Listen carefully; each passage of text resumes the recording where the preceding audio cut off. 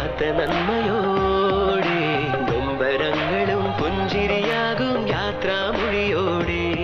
കരയില്ല കണ്ണുനീർ പോലും വിട ചൊല്ലി യാത്രയായി